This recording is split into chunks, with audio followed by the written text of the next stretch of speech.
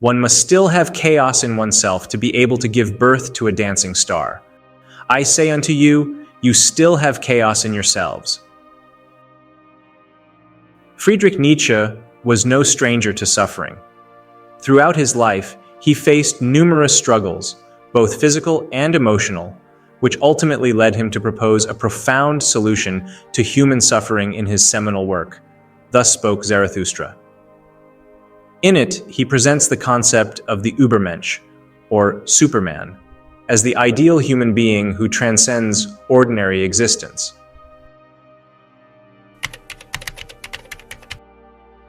Nietzsche's life was marked by tragedy from an early age. His father, a German Lutheran pastor, passed away from a brain ailment when Nietzsche was just 5 years old. Shortly after, his younger brother, Ludwig Joseph, also died. These early losses deeply affected his family, forcing them to leave their home at the rectory and move to the nearby town of Naumburg. As a teenager, Nietzsche began distancing himself from Christianity. By the time he was attending the prestigious Schulpforta boarding school, he had started questioning his faith. His formal break with Christianity came around the age of 20 while studying at the University of Bonn in 1865. However, his time there was marked by failure. Disagreements between his professors, Otto Jahn and Friedrich Wilhelm Ritschl, left Nietzsche frustrated and disillusioned with academic life. He found solace in music, composing pieces influenced by the Romantic composer Robert Schumann. Nietzsche began reading the works of philosophers like Arthur Schopenhauer, who was highly critical of religious dogma. Schopenhauer's rejection of traditional values and his focus on human suffering resonated deeply with Nietzsche. In 1865, Nietzsche transferred to the University of Leipzig, following Ritschl, who had taken a position there. In 1867, Nietzsche began his compulsory military service, joining the cavalry unit of an artillery regiment. However, his time in the military was cut short after a serious chest injury from attempting to mount a horse. The injury led to an extended period of recovery, and Nietzsche returned to his studies at the University of Leipzig in late 1868. During this time, he formed a close relationship with the composer Richard Wagner and befriended classicist Erwin Rohde, the author of Psyche. In 1869, without needing to submit a dissertation or undergo examinations, he was awarded an honorary doctorate from the University of Leipzig based on his published works. This led to his appointment as a professor at the University of Basel, where he began teaching at just 24 years old. In 1870, Nietzsche took a break from academia to volunteer as a medical orderly during the Franco-Prussian War. Unfortunately, this experience severely impacted his health. He contracted both dysentery and diphtheria, illnesses that plagued him for the rest of his life. Despite his return to Basel, his health steadily deteriorated. By 1871, he was forced to apply for a vacant chair in philosophy, but his bid was unsuccessful. Nietzsche's early years in Basel saw the deepening of his friendship with Wagner.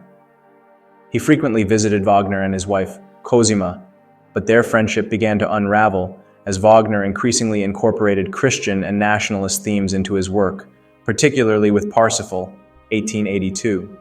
Nietzsche, who had grown disillusioned with these themes, ended the friendship by 1878 due to his aversion to Wagner's chauvinism and anti-Semitism.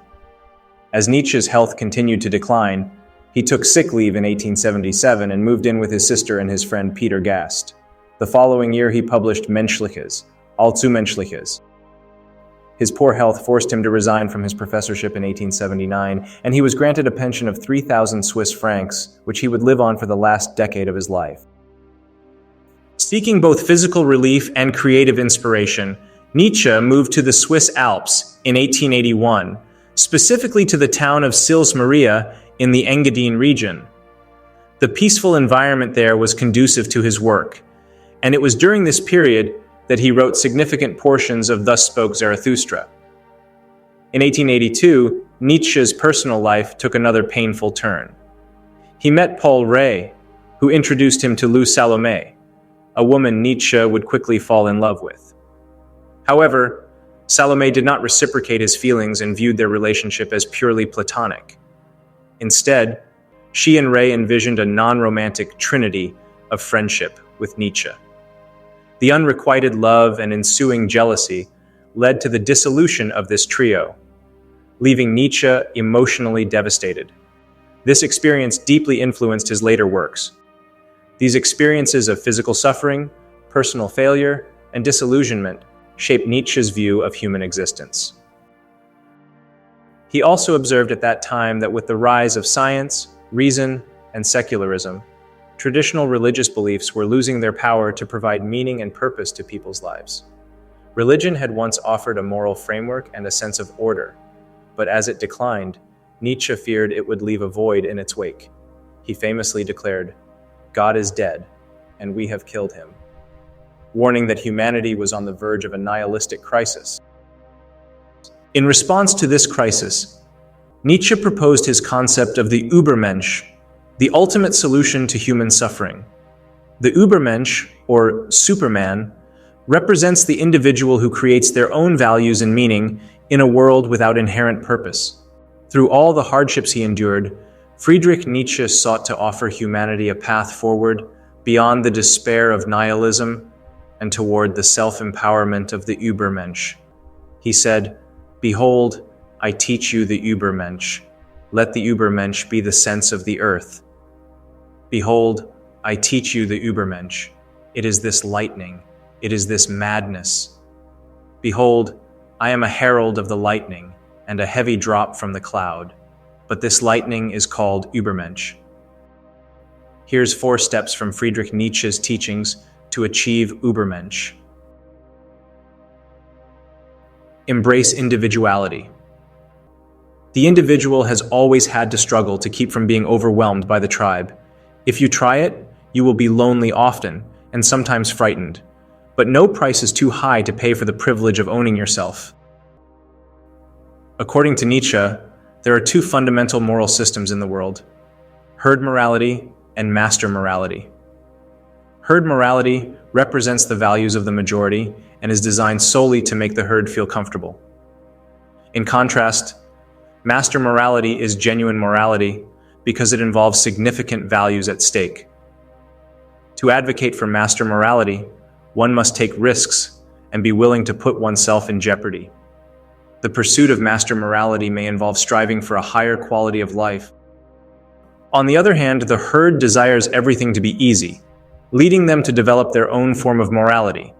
He used example of camel in his concept of metamorphosis to describe a person who's bearing burden, as in to impress the herd.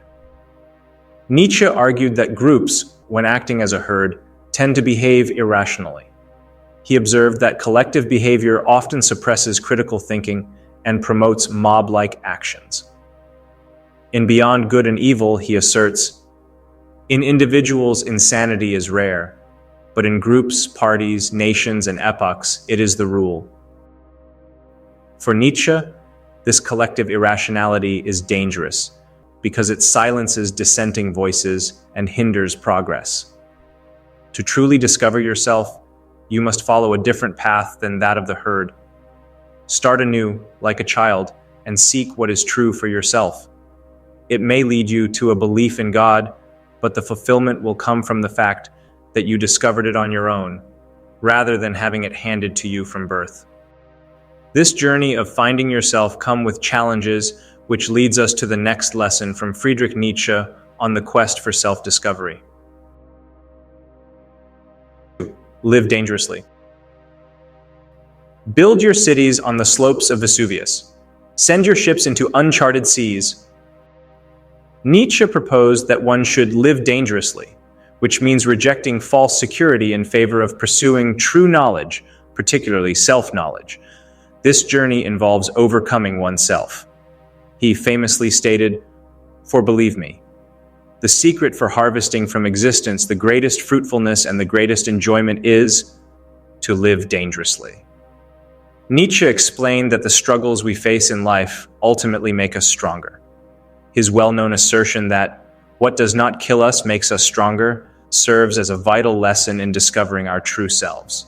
However, Nietzsche's idea of living dangerously is not straightforward. He refers to social norms that should be challenged, which requires a significant amount of courage.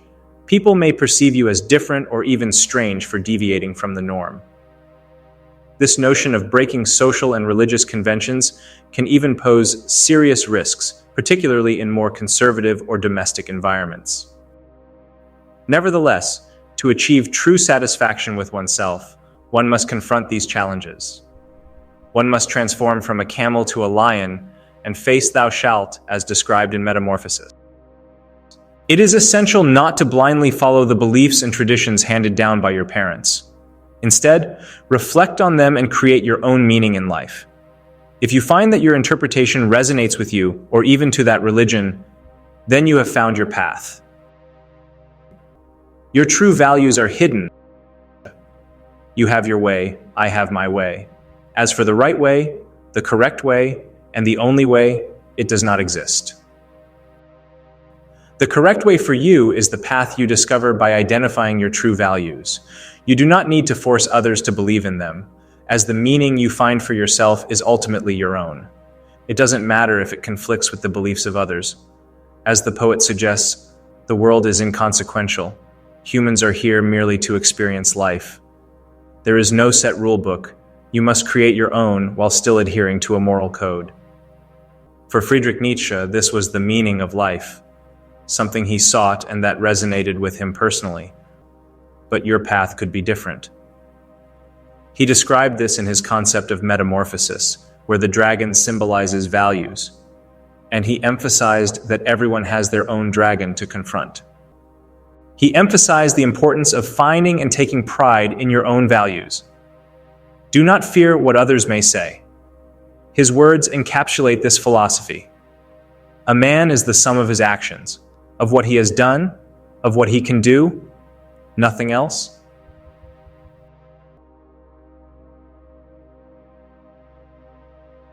Today, as always, men fall into two groups, slaves and free men. Whoever does not have 2/3 of his day for himself is a slave, whatever he may be, a statesman, a businessman, an official, or a scholar. This highlights why many of us struggle to find true meaning in our lives. We often lack the time to reflect. The typical 9-to-5 job does not provide us with the comfort or fulfillment we need. We are born, sent to school, earn a degree, secure a job, and ultimately end up in a cemetery. Friedrich Nietzsche argued that we are slaves to the free time we allow ourselves. It doesn't matter if you earn $1 million. If you don't have time to enjoy life, what's the point? Ada Lashan expressed this beautifully. When we cannot bear to be alone, it means we do not properly value the only companion we will have from birth to death, ourselves. Ultimately, this comes down to Nietzsche's critical views on societal norms and the laws that have been imposed upon humanity. We need to work differently. Spending 12 hours a day in a confined office will not fulfill the essence of our hearts. If you do not take the time to contemplate your true self, you will never be satisfied. Consider leaving a well-paying job if it does not bring you happiness. It may seem excessive to spend 2/3 of your day focusing on yourself as advised by the philosopher, but devoting that time to a job that does not fulfill you is equally unreasonable. Boredom is essential. Limit your screen time. Allow your mind to work for you and discover what lies within. Blaise Pascal captured this sentiment perfectly. All of humanity's problems stem from man's inability to sit quietly in a room alone. These are some paths any individual can take for self-discovery and to become an Übermensch. Was Friedrich Nietzsche himself an Übermensch? It wouldn't be wrong to say that Friedrich Nietzsche's wisdom shines through his writings, yet he struggled to apply this philosophy in his own life. Some might argue that his health issues were to blame, but he seemed to miss out on almost everything life had to offer. After his retirement, he lived for a while with his sister and then alone. Following his rejection from Lou Andreas Salome, he descended into madness. In a letter to his friend Heinrich Koselitz in August 1883, he wrote, "This last morsel of life was the hardest I have yet had to chew, and it is still possible that I shall choke on it. I have suffered from the humiliating and tormenting memories of this summer as from a bout of madness.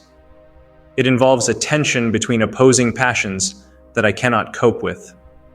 This is to say, I am exerting every ounce of self-mastery, but I have lived in solitude too long and fed too long off my own fat, so I am now being broken, as no other man could be, on the wheel of my own passions. Unless I discover the alchemical trick of turning this muck into gold, I am lost. On the same day, he wrote to Franz Overbeck about his deep melancholy, describing himself as possessed by evil, black feelings. He conceded, "I have finally become the victim of a relentless desire for vengeance, precisely when my innermost thinking has renounced all schemes of vengeance and punishment. This conflict is bringing me step by step closer to madness." Nietzsche contracted syphilis from a prostitute, leading to a downward spiral in his life. He suffered a collapse in 1889 while living in Turin, Italy, and the last decade of his life was marked by mental incapacitation. His decline was attributed to syphilis, an inherited brain disease, a tumor, and the overuse of sedative drugs. After a stay in an asylum, he was cared for by his mother in Naumburg and later by his sister in Weimar, Germany. He died in Weimar on August 25, 1900.